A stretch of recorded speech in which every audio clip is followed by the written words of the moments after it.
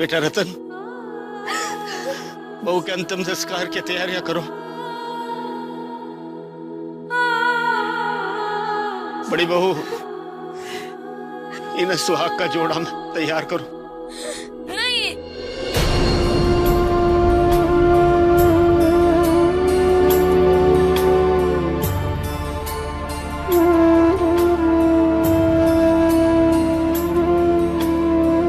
मेरी मासी को सुहागन के जोड़े में मैं ही तैयार करूंगी।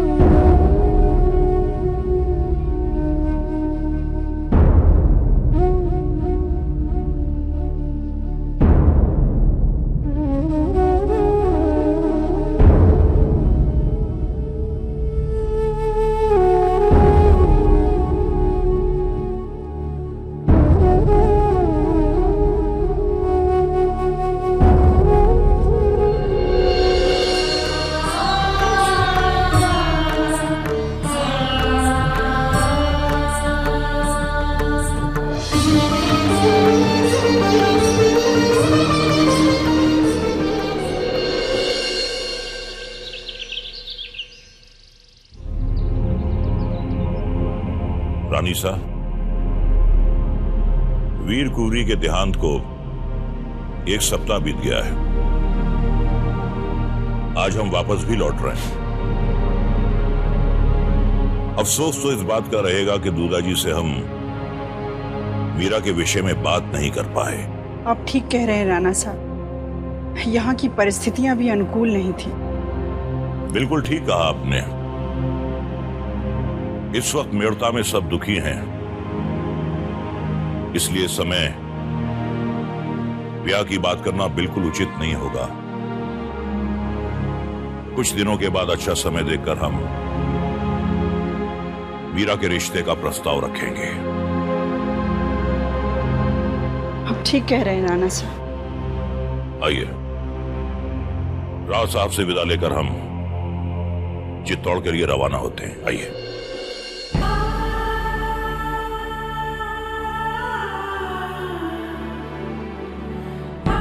भाई साहब, राणा संगा चित्तौड़ के लिए रवाना होने वाले हैं।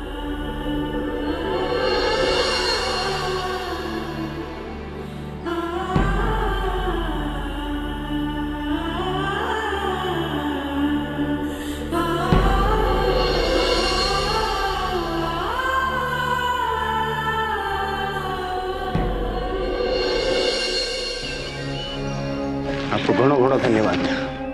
राव साहब आज्ञा चाहेंगे।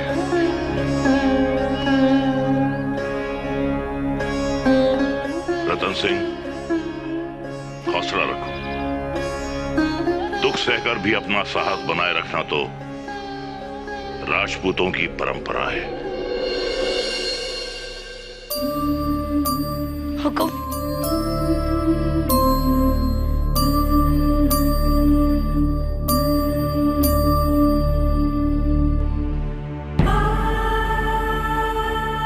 ये बोर्डी मैं आपको लौटाने आई हूँ।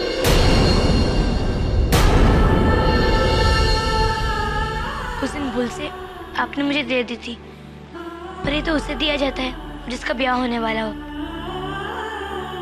शायद आप ये बोर्डी मृणाल भाभी के लिए लाए थे, पर भूल से आपने मुझे दे दिया। मैंने इसे लौटाने के लिए मासा को दिया था, पर लौटाने से पहले ही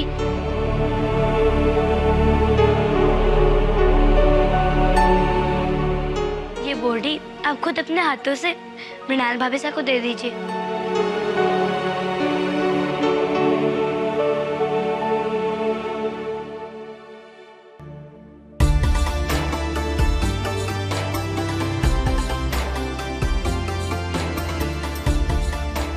मैं अभी आती हूँ, मुझे मेरे सुनू जी के लिए भोग बनाना है।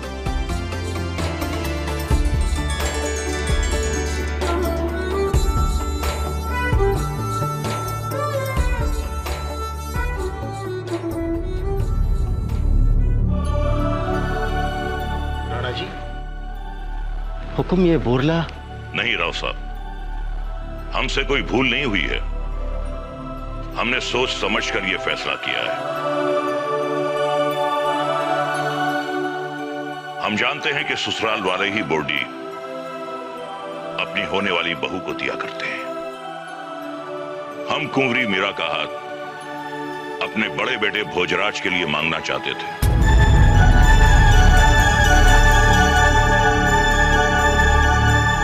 हमने सोचा कि इस विषय पर आपसे चर्चा करेंगे। अब यहां के ऐसे हालात थे कि चाहकर भी इस विषय पर चर्चा करना हमने उचित नहीं समझा। फिर हमने सोचा कि कोई अच्छा समय देखकर आपसे चर्चा करेंगे। पर अब बात आपके सामने आ गई है, तो हम ये जानना चाहेंगे कि इस विषय में आपकी क्या राय है। मारी के राय हुक्म, ये तो हमारे वास्ते घनी सौभाग्य की बात है कि हमारी मीरा चित्तौड़ की कुलवधू बन सी। अगर हमारी छोटी बहू वीर कुंवरी ने पहले यह बात पता चलती तो। वीर कुंवरी को यह बात पता थी और वो खुद आपको बताना भी चाहती थी।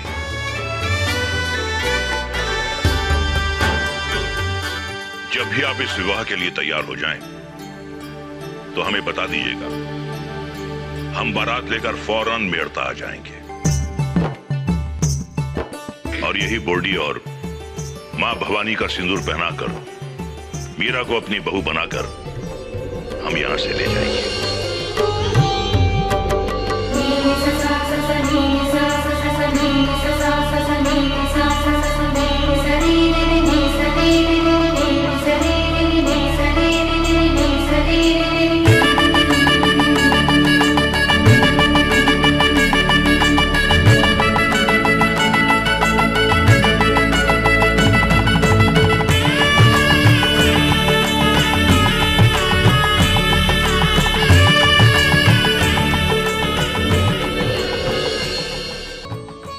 ये लो मीरा भोग।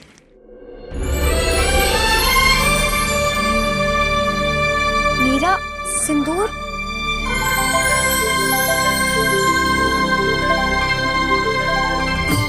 तुमने सिंदूर क्यों लगाया है? और तुम्हें पता है ना कि सिंदूर तो सिर्फ सुहागनें लगाती है। जानती हूँ, मैं भी तो सुहागिन हूँ। क्या क्या कहा तुमने?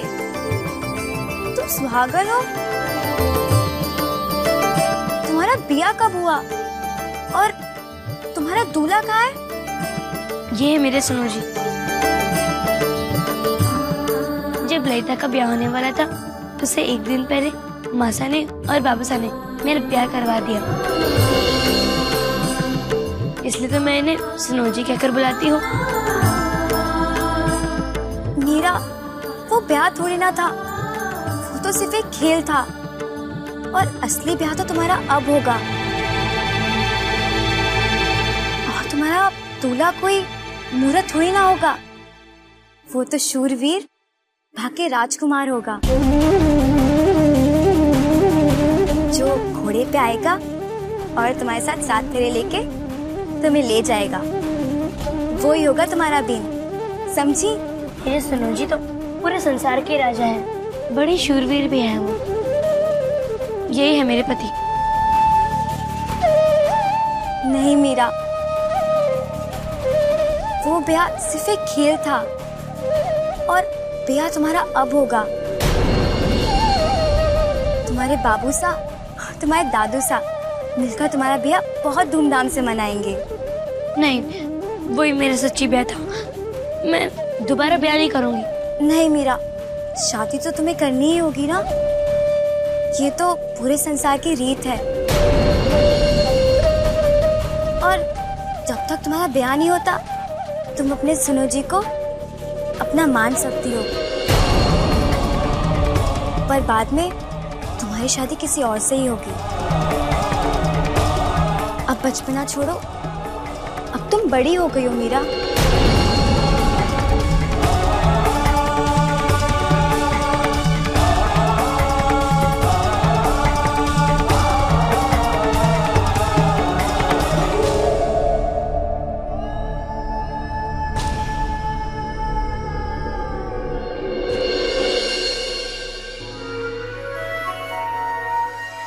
मीरा, वो ब्याह थोड़ी ना था, वो तो सिर्फ एक खेल था।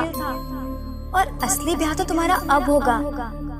और तुम्हारा दूल्हा कोई मूर्ख थोड़ी ना होगा, वो तो शूरवीर भाग्य राजकुमार होगा।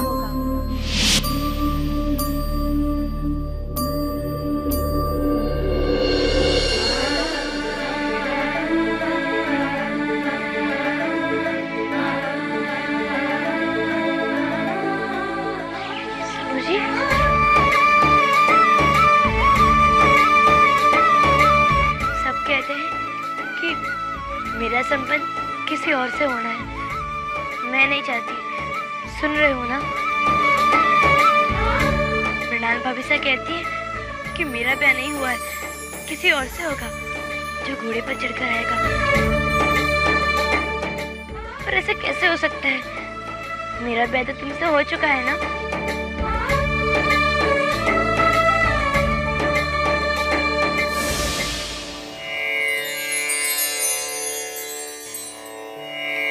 मीरा, मनुष्य का मनुष्य से कोई संबंध हो तो क्षणिक रिश्ता होता है, बहुत लंबा नहीं होता। कुछ समय बाद उन्हें अलग होना ही पड़ता है। कभी मुश्किलें, कभी परिस्थितियां, कभी इंसान खुद, तो कभी मृत्यु उन्हें अलग कर ही देती है। पर मेरे साथ जो एक बार रिश्ता बांध लेता है तो वो एक अमर रिश्ता हो जाता है। जीवन मृत्यु की सीमा से परे, इस संसार से परे, सबसे पवित्र, सनातन और सच्चा रिश्ता जो हमेशा रहता है, जीवन भर और जीवन के बाद। कहो, मिला तुम्हें तुम्हारा उत्तर? सुनो जी, कहाँ हो आप? सुनो जी।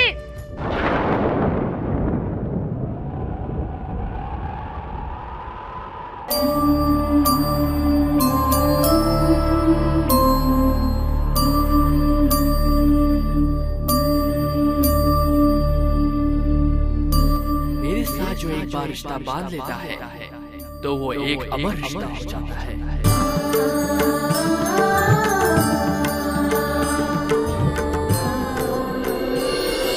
मीरा अपनी मूर्ति को ही अपना पति मानती है। जीते रहो, खुश रहो। हमने अपने कुंवर के लिए इतना बड़ा और संस्कारी घराना ढूंढा है जिसकी मिसाल ही नहीं मिलेगी।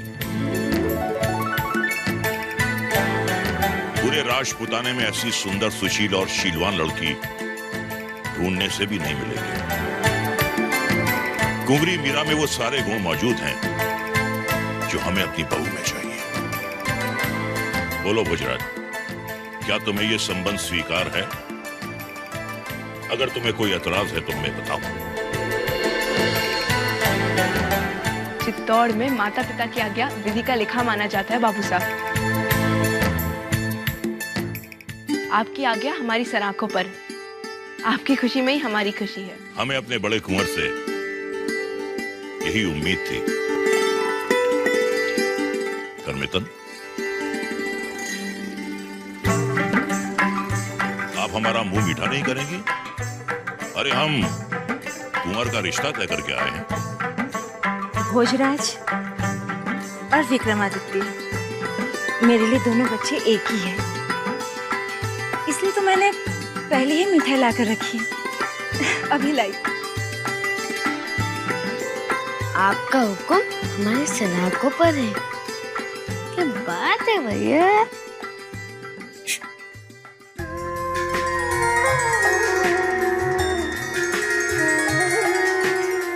क्या बात है मृणाल, तुमने हमें इतनी जल्दी में क्यों बुलाया? वो मुझे आपसे मीरा के बारे में बहुत जरूरी बात करनी थी।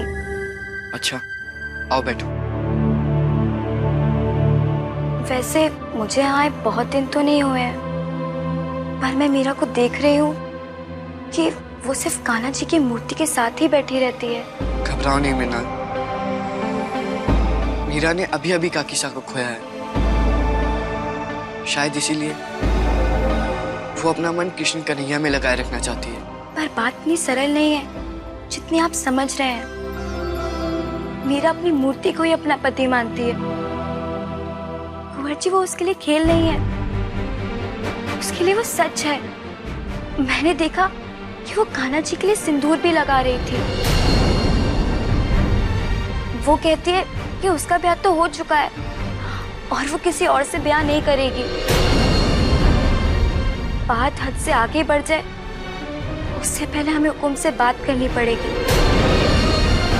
जितना जल्दी हो सके मीरा का ब्याह हो जाए तो ही अच्छा है।